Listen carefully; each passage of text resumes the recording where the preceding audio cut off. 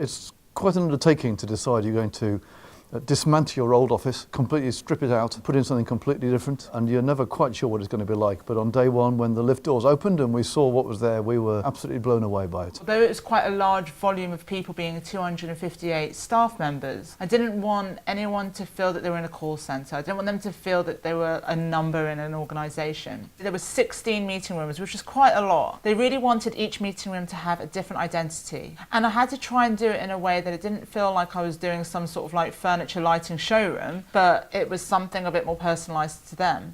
The reception area, I really tried to make it into kind of a boutique hotel vibe, where it was still a space that they can do informal meetings as well as the clients meeting, something that had that wow factor, something that if you wanted to just get away and feel somewhere a little bit more luxurious, you had that space.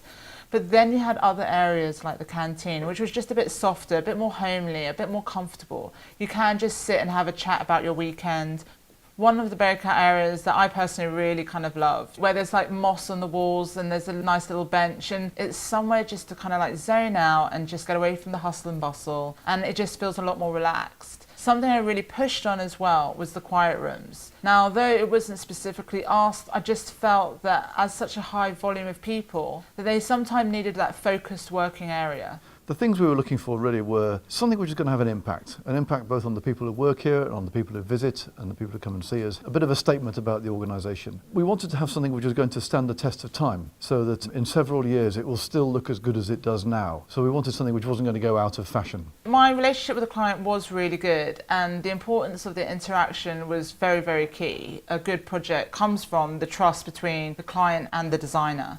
It's that trust, knowing that the designer is going to actually achieve the best for that client and for that organisation. We really enjoyed working with Maz. We struck up a really good working relationship, and she led us through the process of designing and then building and fitting out the office with some real kind of care, and it really was a fantastic working relationship we developed. I had a really great relationship with Jonathan. The reason is that he saw that I had a very practical side when I was doing the design, because that office was going to be kept for 15 years. So they really needed the products to be transferable, evolving and flexible if they ever wanted to move or change anything around. And that's important, because this is an organisation which grows and changes like all successful ones do, and we need to have a space which allows us to do that and allows us to reflect that in where we work.